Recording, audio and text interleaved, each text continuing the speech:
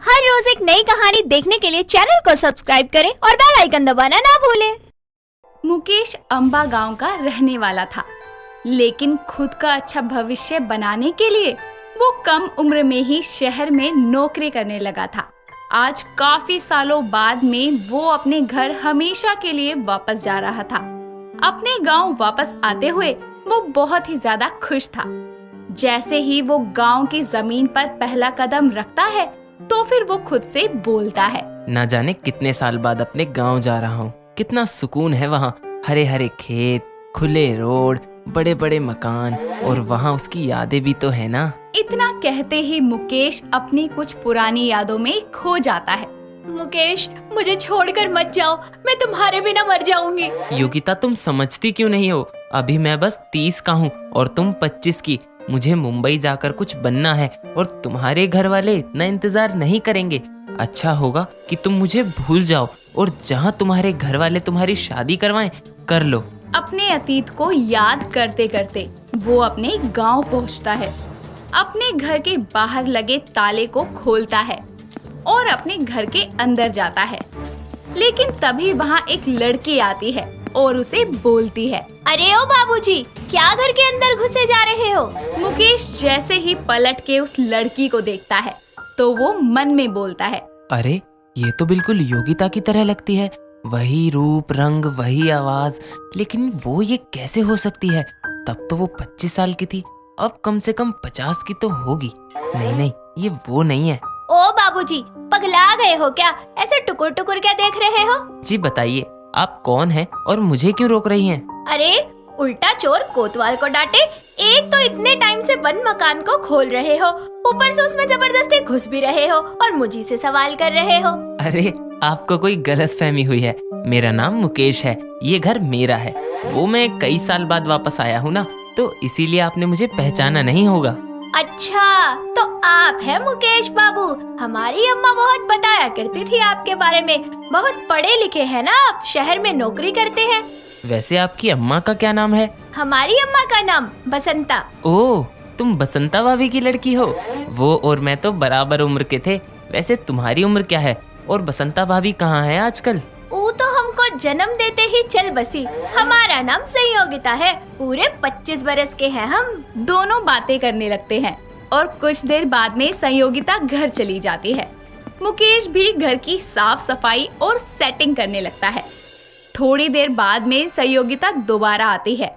मुकेश को एक थाल देते हुए वो बोलती है, ई लो बाबूजी। ये क्या है? अरे आप इतनी दूर से आए हैं, खाना थोड़ी ना बनाया होगा, इसीलिए हम आपके लिए खाना बना कर लाए हैं। थैंक यू सो मच, तुम बहुत अच्छी हो। मुकेश के इतना कहते ही संयोगिता वहाँ से शर्मा के भाग जाती है और अपने घर आ जाती है, जहाँ घर आकर वो बोलती है, पता नहीं ऐसी क्या बात है मुकेश बाबू में जो उनकी तरफ खिंची चली जाती हूँ। वहीं दूसरी तरफ मुकेश भी संयोगिता को याद करते हुए बोलता है, ये लड़की कितनी प्यारी है।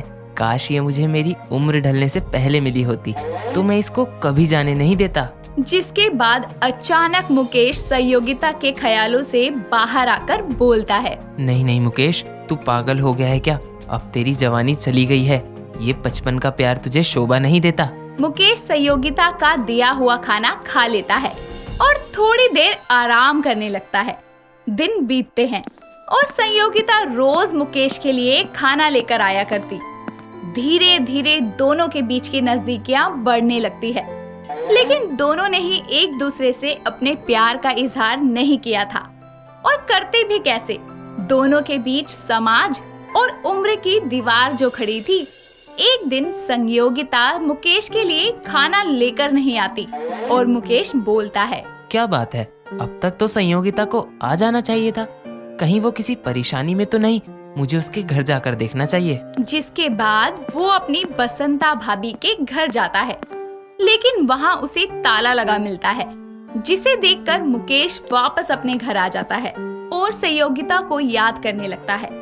जिसके बाद उसके घर के दरवाजे पर किसी की दस्तक होती है और वो दरवाजा खोलता है तो सामने संयोगिता खड़ी होती है, जिसे देखकर वो बोलता है, कहाँ थी तुम? मैं कब से तुम्हारा इंतजार कर रहा हूँ, तुम आई क्यों नहीं? अच्छा, और आप आए क्या मुझसे मिलने? आया तो था लेकिन तुम थी ही नहीं। संयोगिता बिना कुछ कहे वहाँ से चली जाती है और मुकेश उसे आवाज लगाते हुए बोलता है, संयोगिता सुनो तो। संयोगिता के जाने के बाद मुकेश कहता है, मुझे इस समाज से और मेरी उम्र की दीवार से कोई फर्क नहीं पड़ता। मैं संयोगिता को चाहता हूँ और अब हमारे बीच कोई नहीं आएगा। मैं कल सुबह जाकर उसके घर शादी की बात करूँगा। मुझे पूरा यकीन है कि वो मुझे ना नहीं कहेगी। जिसके बाद मुकेश सारी रात संयोगिता की यादों में बिता देता है। अगले दिन उठकर वो उसी घर पर जाता है और दरवाजा बजाता है। जिसके बाद बसंता भाभी दरवाजा खोलती है और बोलती है, अरे मुकेश, तुम इतने सालों बाद। पर आप तो मर गई थी ना। 55 के हो गए हो तुम, और तुम्हारी मजाक करने की आदत अब तक नहीं गई। मैं भली चंगी तुम्हारे सामने खड़ी हूँ और तुम बोल रहे हो कि मैं मर गई। कमाल हो यार तुम भी। तुम्हें ये किसने बताया? आपकी बेटी संयोगिता ने। अरे यार, फिर मजाक कर रहे हो। सुबह सुबह मैं ही मिली हूँ क्या? मेरी कोई बेटी नहीं, बस एक बेटा है। ये सुनकर तो मानो जैसे मुकेश के पैरों तले जमीन खिसक जाती है। जिसके बाद वो अपने घर जाता है और खुद से बोलता है, ये कैसे हो सकता है? बसंता भाभी जिंदा है और उनकी कोई बेटी नहीं है, तो फिर वो कौन है जो रोज मुझे मिलने आती है? मुकेश को कुछ समझ नहीं आता कि संयोगिता कौन है और उसने झूठ क्यों बोला। ऐसे ही रात हो जाती है और संयोगिता आधी रात को मुकेश के दरवाजे पर फिर से दस्तक देती है। जिसे देखकर मुकेश उससे बोलता है, यार तुम कहाँ चली जाती हो और तुम हो कौन? आज मैं तुम्हारे घर गया था। तुम्हारी माँ ने कहा कि उनकी इस नाम की कोई बेटी नहीं है और तुमने तो कहा था कि तुम्हारी माँ मर चुकी है, पर वो तो जिंदा है। मेरा सर घूम रहा है और मुझे कुछ समझ नहीं आ रहा कि आखिर ये चल क्या रहा है। अरे एक एक करके सवाल पूछिए ना, तभी तो जवाब दूंगी। एक काम कीजिए, एक लंबी सांस लीजिए और जरा धीरे धीरे बोलिए। संयोगिता, मैं भले ही 55 का हूँ, पर तुमसे प्यार कर बैठा हूँ। अब तुम्हारे बिना नहीं रह सकता। तुम कहाँ थी और तुमने मुझे इतना इंतजार क्यों करवाया? इंतजार तो मैंने भी किया था मुकेश तुम्हारा, कई सालों तक, लेकिन तुम नहीं आए। और कितना वास्ता दिया था तुम्हें अपने प्यार का, लेकिन तुम मुझे दर्द में अकेला तड़पता छोड़कर चले गए। एक बार भी नहीं सोचा कि मैं तुम्हारे बिना कैसे जीऊंगी। मैंने तुम्हारे अलावा किसी से प्यार नहीं किया, इसीलिए जब मेरे माँ बाप ने मेरी शादी करवाना चाही तो मैंने खुदकुशी कर ली। पर तब भी मेरा जिस्म तो जल गया, लेकिन मेरी रूह आज भी तुम्हारे प्यार को तड़प रही है। योगिता? हाँ योगिता, इतने सालों बाद तुम्हारे मुंह से अपना नाम सुन के बहुत खुशी हुई। मैं तो तड़प तड़प के मर गई, लेकिन अब बारी तुम्हारी है। तुम भी मेरी तरह ही मरोगे एक दिन। इतना कहकर योगिता हवा में विलीन हो जाती है और मुकेश को 55 की उम्र का प्यार होने के बाद समझ आता है कि उस समय योगिता को कैसा लगा होगा जब मुकेश ने उसे छोड़ा था। जिसके बाद मुकेश संयोगिता की याद के सहारे जीता है और एक दिन अपने 55 के प्यार की याद से तंग आकर उसी कुएं में कूदकर जान दे देता है जहां योगिता मरी थी। तो दोस्तों, क्या आपने भी जिंदगी में किसी का इंतजार किया है या आपको किसी का इंतजार है? किसका? हमें कमेंट करके जरूर बताएं।